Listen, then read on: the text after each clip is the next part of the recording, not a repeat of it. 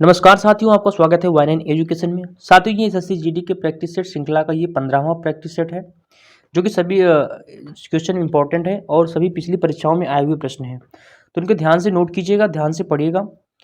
और शुरू करते हैं आज का सेशन। साथियों, शुरू करने से पहले साथियों चैनल को सब्सक्राइब कर लीजिएगा और वीडियो अच्छा लगे तो वीडियो को लाइक और शेयर जरूर कीजिएगा। तो पहला क्वेश्चन देखते हैं। पहला क्वेश्चन क्या है?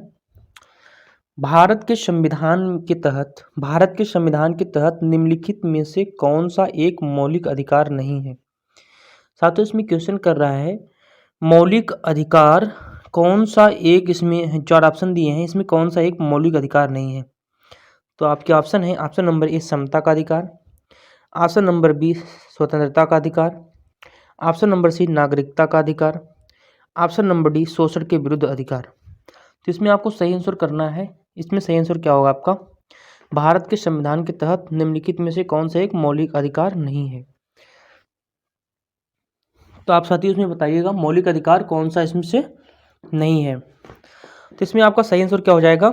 ऑप्शन नंबर सी नागरिकता का अधिकार जो है वो मौलिक अधिकार नहीं है। बाकी समता का अधिकार, स्वतंत्रता का अधिकार 19 से लेकर अनुच्छेद 19 से शुरू है। बाकी शोषण के विरुद्ध अधिकार ये आपके जो कि शोषण के विरुद्ध अधिकार 23 से 24 हैं, अनुच्छेद 23 से 24 के अंतर्गत आते हैं। तो साथियों आपका इसमें से ऑप्शन नंबर सी सही हो जाएगा। राइट आंसर क्या हो जाएगा? Option number C. आगे बढ़ते हैं क्वेश्चन नंबर 2 की तरफ। क्वेश्चन नंबर 2 है भारतीय पुलिस सेवा का प्रशिक्षण कहाँ होता है? तो साथियों इसमें आपको बताना है भारतीय पुलिस सेवा का प्रशिक्षण कहाँ होता है। जो आईपीएस बनते हैं साथियों, आईपीएस की ट्रेनिंग कहाँ पर होती है, इसमें क्वेश्चन कर रहा है। आपके ऑप्शन दिया है A Mussoorie, option number B दिया है mount Abu, option number C दिया है नागपुर, ऑप्शन नंबर सी दिया है नागपुर, ऑप्शन नंबर डी दिया है हैदराबाद। तो साथियों इसमें सही आंसर क्या करना है आपको? जो आईपीएस होती हैं, आईपीएस की ट्रेनिंग कहाँ पर की जाती है? तो साथियों इसमें सही आंसर हो जाएगा आपका option number D Hyderabad. Hyderabad police अकादमी जो है वहाँ पर भारतीय पुलिस सेवा प्रशिक्षण का किया जाता है, आईपीएस की प्रशिक्षण की जाती है वहाँ पर। और मसूरी में, लेस्बन्ना में साथियों आईएएस की ट्रेनिंग की जाती है। आईएएस की ट्रेनिंग कहाँ की जाती है? मसूरी में, लेस्बन्ना में। आगे बढ़ते हैं साथियों क्वेश्चन नंबर 3 की तरफ। 3 है रिक्टर स्केल का प्रयोग किसके माप के लिए किया जाता है? क्वेश्चन है साथियों रिक्टर स्केल का प्रयोग किसके माप के लिए किया जाता है? तो आपके ऑप्शन है ए वायु की आर्द्रता, ऑप्शन नंबर बी है वायु का वेग, ऑप्शन नंबर सी है भूकंप की तीव्रता और ऑप्शन नंबर डी है तरल का घनत्व। तो इसमें आपको सही आंसर करना है रिक्टर स्केल का प्रयोग किसके माप के लिए किया जाता है? रिक्टर स्केल का प्रयोग किसके माप के लिए किया जाता है? तो इसमें सही आंसर क्या हो जाएगा आपका? भूकंप की तीव्रता मापने के लिए रिक्टर स्केल का प्रयोग किया जाता है। और साथियों भूकंप की जो भी अध्ययन किया जाता है वो सिस्मोग्राफी के अंतर्गत किया जाता है। कौन? सिस्मोग्राफी के अंतर्गत भूकंप की अध्ययन किया जाता है। आगे बढ़ते हैं क्वेश्चन नंबर 4 की तरफ। क्वेश्चन नंबर 4 क्या कह रहा है? निम्नलिखित देशों में से कौन सा एक स्थलरुद्ध देश है? साथियों इसमें क्वेश्चन किया है एक स्थलरुद्ध देश कौन सा है? स्थलरुद्ध देश का मतलब ये होता है जिसके चारों तरफ वो जमीन से घिरा हो, जिसके किसी कोई भी छोर जिसका वो पानी से, समुद्र से या कोई भी नदी से लगता ना हो। तो ऐसा देश कौन सा है? तो आपके ऑप्शन है ए अंगोला, बी गैबोन, सी तंजानिया, डी जिम्बाब्वे। तो साथियों इसमें आपको सही आंसर करना है स्थलरुद्ध कौन सा देश है जिसके सीमा पर कोई भी समुद्री नहीं पाए जाते हैं। तो इसमें सही आंसर क्या हो जाएगा आपका? सही आंसर क्या हो जाएगा साथियों? Option number D, option number D Zimbabwe. Zimbabwe इसमें सही आंसर हो जाएगा आपका, जिम्बाब्वे। आगे बढ़ते हैं साथियों क्वेश्चन नंबर 5 की तरफ। क्वेश्चन नंबर 5 क्या कह रहा? क्वेश्चन नंबर 5 है किस हिमालय की चोटी को सागर माथा कहते हैं? किस हिमालय की चोटी को साथियों सागर माथा कहते हैं? तो आपके ऑप्शन है ए नागा पर्वत, ऑप्शन नंबर बी है धौलागिरी, ऑप्शन नंबर सी है माउंट एवरेस्ट और ऑप्शन नंबर डी है कंचनजंगा। इसमें से आपको बताना है सागर माथा किसे कहते हैं। सागर माथा किसे कहते हैं साथियों? तो इसमें आपका सही आंसर हो जाएगा साथियों माउंट एवरेस्ट। माउंट एवरेस्ट को सागर माथा कहते हैं।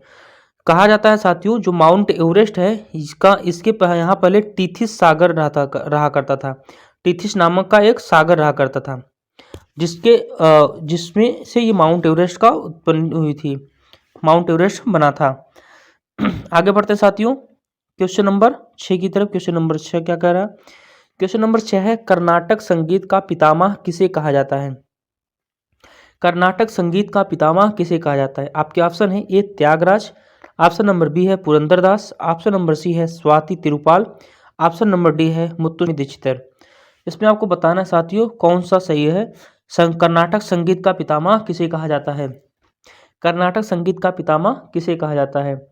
तो इसमें आपका सही आंसर हो जाएगा साथियों option number B Purandardas. Purandardas जो हैं वो कर्नाटक संगीत के पितामह कहे जाते हैं। आगे बढ़ते हैं क्वेश्चन नंबर 7 की तरफ। क्वेश्चन नंबर 7 क्या है? क्वेश्चन नंबर 7 है, निम्नलिखित में से कौन सा भारत की सबसे बड़ी सॉफ्टवेयर कंपनी है? साथियों क्वेश्चन है वह कौन सा कंपनी है जो भारत की सबसे बड़ी सॉफ्टवेयर कंपनी है? तो आपके ऑप्शन है ए इन्फोसिस, ऑप्शन नंबर बी है टीसीएस, ऑप्शन नंबर सी है एचसीएल टेक और ऑप्शन नंबर डी है विप्रो। इसमें सही आंसर आपको बताना है भारत की सबसे बड़ी सॉफ्टवेयर कंपनी कौन सी है। तो इसमें सही आंसर क्या हो जाएगा आपका ऑप्शन नंबर बी टीसीएस जो है वो भारत की सबसे बड़ी सॉफ्टवेयर कंपनी है। साथियों वीडियो अच्छा लग रहा हो तो वीडियो को लाइक और शेयर करें। सभी क्वेश्चन इंपॉर्टेंट है जो कि पिछली परीक्षाओं ने जो भी एसएससी परीक्षा कंडक्ट कराई है उसके भी है पहराइए। तो साथियों क्वेश्चन बहुत अच्छे हैं तो इनको ध्यान से पढ़िए, नोट करिएगा। देखते हैं क्वेश्चन नंबर 8वां। क्वेश्चन नंबर 8 क्या कह रहा है? मानव निर्मित प्रथम कृत्रिम रेशा कौन सा है? मानव निर्मित प्रथम कृत्रिम रेशा कौन सा है? आपके ऑप्शन है ए रेयान, ऑप्शन नंबर बी है नायलॉन, ऑप्शन नंबर सी है पॉलिस्टर, ऑप्शन नंबर डी है टेरिकॉट। तो साथ ही इसमें आपको बताना है मानव ने सबसे पहले कौन सा रेशा बनाया था, कृत्रिम रेशा कौन सा बनाया था मानव ने, मानव ने सबसे पहले कौन सा रेशा बनाया था। तो इसमें आपको सही आंसर क्या हो जाएगा ऑप्शन नंबर बी नायलॉन। मानव ने सबसे पहले प्रथम कृत्रिम रेशा कौन था? वो नायलॉन था। ऑप्शन नंबर बी आपका सही हो जाएगा। आगे बढ़ते साथ ही क्वेश्चन नंबर 9 की तरफ। क्वेश्चन नंबर 9 क्या कह रहा है? शरीर में सबसे बड़ी अंतःस्रावी ग्रंथि कौन सी है? शरीर में सबसे बड़ी अंतःस्रावी ग्रंथि कौन सी है? इसमें आपके ऑप्शन है ए ऑप्शन है थायराइड, ऑप्शन नंबर बी है पैराथायराइड, ऑप्शन नंबर सी है एड्रिनल, ऑप्शन नंबर डी है पिट्यूटरी। तो इसमें आपको सबसे बताना है शरीर में सबसे बड़ी अंतःस्रावी ग्रंथि कौन सी है। तो इसमें आपका सही आंसर क्या हो जाएगा साथियों? सही आंसर इसमें हो जाएगा आपका ऑप्शन नंबर ए थायराइड ग्रंथि जो है वो सबसे बड़ी अंतःस्रावी ग्रंथि है। तो ऑप्शन नंबर ए आपका सही हो जाएगा। बढ़ते हैं क्वेश्चन नंबर 10 की तरफ। क्वेश्चन नंबर 10 पूछ रहा है अंतर्राष्ट्रीय सूर्य दिवस कब मनाया जाता है? क्वेश्चन है अंतर्राष्ट्रीय सूर्य दिवस। साथियों बहुत मोस्ट इंपॉर्टेंट क्वेश्चन है, इसको नोट जरूर कर लीजिएगा।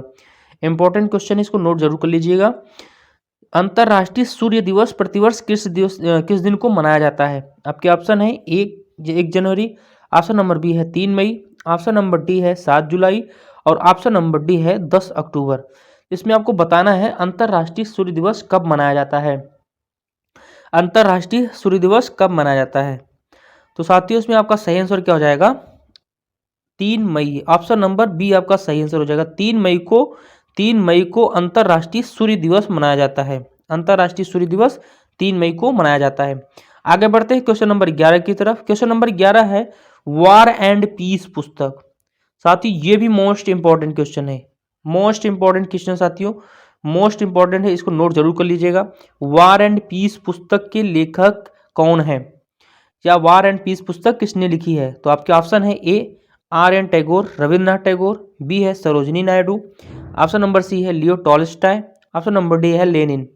इसमें आपको सही आंसर करना है वॉर एंड पीस पुस्तक के किसने लिखी है, वॉर एंड पीस पुस्तक के लेखक कौन है? तो आपके ऑप्शन है इसमें RN. Tagore, Rabindranath Tagore, Sarojini Naidu, Leo Tolstoy और ऑप्शन नंबर डी है लेनिन। तो इसमें सही आंसर करना है आपको। सही आंसर क्या हो जाएगा साथियों इसमें option number C Leo Tolstoy जो है वॉर एंड पीस पुस्तक के लेखक हैं। वॉर एंड पीस पुस्तक लियो टॉल्स्टॉय ने लिखा है। तो ऑप्शन नंबर सी इसमें सही हो जाएगा। आगे बढ़ते हैं क्वेश्चन नंबर 12 की तरफ। क्वेश्चन नंबर 12 है निम्नलिखित में से कौन सी पुस्तक सचिन तेंदुलकर द्वारा लिखी गई? ये साथियों ये भी इंपॉर्टेंट है, इसको नोट कर लीजिएगा। निम्नलिखित में से कौन सी पुस्तक सचिन तेंदुलकर द्वारा लिखी गई है? तो आपके ऑप्शन है A India of my dreams, option number B है untold story, option number C है train to Pakistan, option number D है प्लेइंग इट माई वे। इसमें सही आंसर करना है आपको, निम्नलिखित में से कौन सी पुस्तक सचिन तेंदुलकर द्वारा लिखी गई है? कौन सी पुस्तक सचिन तेंदुलकर द्वारा लिखी गई है? A India of my dreams, B untold story, option number C train to the Pakistan, option number D playing it my way. इसमें सही आंसर क्या हो जाएगा आपका? सही आंसर हो जाएगा option number D playing it my way. Playing it my way जो है ऑप्शन नंबर डी, वो सचिन तेंदुलकर की पुस्तक है। आगे बढ़ते साथी क्वेश्चन नंबर 13 की तरफ। क्वेश्चन नंबर 13 है, निम्नलिखित में से गोल्डमैन पुरस्कार किससे संबंधित है? साथियों क्वेश्चन है, गोल्डमैन पुरस्कार जो है वो किस क्षेत्र में दिया जाता है? जो गोल्डमैन पुरस्कार है वो किस क्षेत्र में दिया जाता है? आपके ऑप्शन दिया है ए पर्यावरण, ऑप्शन नंबर बी दिया है वैज्ञानिक, ऑप्शन नंबर सी दिया है चिकित्सा विज्ञान, ऑप्शन नंबर डी दिया है कृषि विज्ञान। इसमें आपको सही बताना है, गोल्डमैन पुरस्कार, जो गोल्डमैन पुरस्कार है वो किस क्षेत्र में दिया जाता है? गोल्डमैन पुरस्कार। तो इसमें आपका सही आंसर क्या हो जाएगा साथियों? सही आंसर हो जाएगा ऑप्शन नंबर ए, पर्यावरण के क्षेत्र में गोल्डमैन पुरस्कार दिया जाता है। इसमें सही आंसर क्या हो जाएगा आपका? ऑप्शन नंबर ए राइट आंसर हो जाएगा। गोल्डमैन पुरस्कार जो है वो पर्यावरण के क्षेत्र में दिया जाता है। आगे बढ़ते हैं क्वेश्चन नंबर 14 की तरफ। क्वेश्चन नंबर 14 है, निम्नलिखित में से किस पशु को भारत को राष्ट्रीय प्रतीक में स्थान नहीं मिला है? इसमें साथियों क्वेश्चन है, वह कौन सा पशु है निम्नलिखित जो नीचे दिए गए हैं जिसको भारत के प्रतीक चिन्ह में उनको स्थान नहीं मिला है? तो आपका ऑप्शन है ए सांड, ऑप्शन नंबर बी है ऊंट, ऑप्शन नंबर सी है घोड़ा, ऑप्शन नंबर डी है सिंह। तो इसमें आपको सही आंसर बताना है, निम्नलिखित में से किस पशु को भारत के राष्ट्रीय प्रतीक में स्थान नहीं मिला है? तो इसमें साथियों सही आंसर क्या हो जाएगा आपका? ऑप्शन नंबर बी, ऊंट को राष्ट्रीय प्रतीक का चिन्ह नहीं मिला है। बाकी सांड घोड़ा सिंह को राष्ट्रीय कहीं न कहीं इनको राष्ट्रीय प्रतीक का स्थान मिला है। आगे बढ़ते हैं साथियों क्वेश्चन नंबर 15 की तरफ। क्वेश्चन नंबर 15 है, मदर टेरेसा के बाद किस भारतीय ने नोबेल शांति पुरस्कार प्राप्त किया? तो सर क्वेश्चन है, मदर टेरेसा ने सबसे पहले शांति में पुरस्कार प्राप्त किया था नोबेल, उसके बाद किसने शांति में नोबेल पुरस्कार प्राप्त किया था मदर टेरेसा के बाद? आपके ऑप्शन है A P Sadashivam, option number B है नारीमन, ऑप्शन नंबर सी है Kailash Satyarthi, option number D है के राधा कृष्णन। तो इसमें आपको बताना है साथियों, मदर टेरेसा के बाद किस भारतीय ने नोबेल शांति पुरस्कार प्राप्त किया? तो इसमें आपका सही आंसर क्या हो जाएगा? Option number C Kailash Satyarthi. Option number C Kailash Satyarthi को 2014 में नोबेल का शांति पुरस्कार प्राप्त किया गया था। नोबेल का शांति पुरस्कार 2014 में दिया गया था। आगे बढ़ते हैं क्वेश्चन नंबर 16 की तरफ। क्वेश्चन नंबर 16 है, मार्ले मिंटो रिफॉर्म्स को किस वर्ष प्रस्तुत किया गया था? मार्ले मिंटो रिफॉर्म्स को किस वर्ष में प्रस्तुत किया गया था?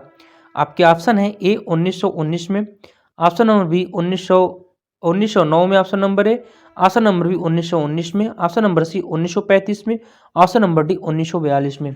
इसमें आपको बताना है साथियों, मार्ले मिंटो रिफॉर्म्स जो है, मार्ले मिंटो सुधार जो आया था भारत में, वो किस वर्ष प्रस्तुत किया गया था? तो आपके ऑप्शन है ए 1909 में, ऑप्शन नंबर बी है 1919 में, ऑप्शन नंबर सी 1935 में और ऑप्शन नंबर डी है 1942 में। तो इसमें सही आंसर क्या हो जाएगा आपका? तो इसमें सही आंसर आपका 1919 में आपका आया था मार्ले मिंटो रिफॉर्म्स। और साथियों 1919 को आपको जलियांवाला बाग हत्याकांड हुआ था और 1942 में असहयोग आंदोलन चालू हुआ था। तो साथियों ये क्वेश्चन इंपॉर्टेंट है, इसको देख लीजिएगा और नोट कर लीजिएगा। आगे बढ़ते हैं क्वेश्चन नंबर 17 की तरफ। क्वेश्चन नंबर 17 क्या आ रहा है, संविधान का अनुच्छेद 312, संविधान का जो अनुच्छेद 312 है वो किससे संबंधित है? आपके ऑप्शन दिया है ए अखिल भारतीय सेवाओं से, ऑप्शन नंबर बी दिया है प्रवक्ताओं से, ऑप्शन नंबर सी दिया है हिंदी भाषा से, ऑप्शन नंबर डी दिया है राष्ट्रपति से। इसमें आपको बताना है संविधान का जो अनुच्छेद 312 है वो किससे संबंधित है? संविधान का अनुच्छेद 312 किससे संबंधित है? आपके ऑप्शन ए अखिल भारतीय सेवाओं से, ऑप्शन नंबर बी प्रवक्ताओं से, ऑप्शन नंबर सी हिंदी भाषा से, ऑप्शन नंबर डी राष्ट्रपति से। इसमें सही आंसर क्या हो जाएगा आपका? ऑप्शन नंबर ए अखिल भारतीय सेवाओं से, ऑप्शन नंबर ए अखिल भारतीय सेवाओं से 312 जो अनुच्छेद है वो संबंधित है। 312 अनुच्छेद में अखिल भारतीय सेवाओं की जो भी भारत की सेवाएं हैं अखिल भारतीय, उसमें 312 में उनका अनुच्छेद 312 में इनका उल्लेख किया गया है। आगे बढ़ते हैं क्वेश्चन नंबर 18 की तरफ। क्वेश्चन नंबर 18 है, विजयनगर के किस शासक को आंध्र पितामह कहा जाता है? विजयनगर के किस शासक को आंध्र पितामह कहा जाता है? आपके ऑप्शन है ए देवराय प्रथम, ऑप्शन नंबर बी देवराय द्वितीय, ऑप्शन नंबर सी कृष्णदेवराय और ऑप्शन नंबर डी इनमें से कोई नहीं। तो साथ ही इसमें आपको बताना है विजयनगर के किस शासक को आंध्र पितामह कहा जाता है? आंध्र पितामह किस शासक को कहा जाता है विजयनगर साम्राज्य का? तो आपके ऑप्शन ए देवराय प्रथम, ऑप्शन नंबर सी देवराय द्वितीय, ऑप्शन नंबर डी कृष्णदेवराय और ऑप्शन नंबर डी इनमें से कोई नहीं। तो इसमें आपका सही आंसर क्या हो जाएगा? आपका ऑप्शन नंबर सी कृष्णदेवराय को विजयनगर के शासक का आंध्र पितामह कहा जाता है। किसको? कृष्णदेवराय को विजयनगर का आंध्र पितामह कहा जाता था। आगे बढ़ते हैं क्वेश्चन नंबर 19 की तरफ। क्वेश्चन नंबर 19 से साथियों, चक्रवात कब होता है? चक्रवात कब होता है साथियों? चक्रवात कब आता है? तो आपके ऑप्शन है ए जब केंद्र में निम्न दाब और चारों ओर उच्च दाब होता है। साथियों ऑप्शन नंबर ए है, कह रहा है जब केंद्र में निम्न दाब होता है और चारों तरफ उच्च दाब होता है तब चक्रवात आता है। और ऑप्शन नंबर बी दिया है जब केंद्र में दाब और चारों ओर का दाब बराबर होता है। साथियों ये कह रहा है केंद्र का दाब और चारों तरफ का दाब जब बराबर हो जाता है तब चक्रवात आता है। ऑप्शन नंबर सी दिया है जब चारों ओर निम्न दाब होता है। ऑप्शन नंबर सी कह रहा है जब चारों तरफ निम्न दाब होता है तब चक्रवात आता है। और ऑप्शन नंबर डी है जब केंद्र में उच्च दाब और चारों ओर निम्न दाब होता है तब चक्रवात आता है। इसमें आपको बताना है सही आंसर क्या हो जाएगा, चक्रवात कब आता है? चक्रवात कब आता है? तो साथियों चक्रवात आपका इसमें सही आंसर हो जाएगा आपका 19 का हो जाएगा ऑप्शन नंबर ए, जब केंद्र में निम्न दाब होता है। साथियों जब केंद्र में निम्न दाब हो जाता है, चारों तरफ उच्च दाब होता है, तब उसको कवर करने के लिए जो उच्च दाब का होता है वो निम्न दाब की तरफ आता है, तो इस वजह से चक्रवात आता है। तो आपका ऑप्शन नंबर ए सही हो जाएगा, जब केंद्र में निम्न दाब हो और चारों ओर उच्च दाब हो तब चक्रवात आता है। क्या साथियों? जब केंद्र में निम्न दाब हो और चारों ओर उच्च दाब हो तब चक्रवात आता है। आगे बढ़ते हैं क्वेश्चन नंबर 20 की तरफ। ये हमारे सेशन का लास्ट क्वेश्चन है, अंतिम क्वेश्चन है साथियों, मोस्ट इंपॉर्टेंट है। साथियों क्वेश्चन है सर्वाधिक नगरीकृत महाद्वीप कौन सा है? सर्वाधिक नगरीकृत महाद्वीप कौन सा है? आपके ऑप्शन है A Africa, option number B है ऑस्ट्रेलिया, ऑप्शन नंबर सी है उत्तरी अमेरिका और ऑप्शन नंबर डी है यूरोप। इसमें से आपको बताना है सर्वाधिक नगरीकृत महाद्वीप कौन सा है? सर्वाधिक नगरीकृत महाद्वीप कौन सा है? तो इसमें सही आंसर क्या हो जाएगा साथियों? आपका option number D Europe. Option number D Europe जो है, यूरोप सबसे नगरीकृत महाद्वीप यूरोप है। साथियों वीडियो कैसे लगा? वीडियो अच्छा लगा तो वीडियो को लाइक और शेयर कर दें और चैनल को सब्सक्राइब कर लें। साथियों जो भी क्वेश्चन हो, जो भी डाउट हो आप कमेंट बॉक्स में जरूर पूछ सकते हैं और जो कोई भी सुझाव हो आप कमेंट बॉक्स में जरूर बताएं। तो साथियों मिलते हैं अगले वीडियो में, आज के लिए बस इतना ही, धन्यवाद।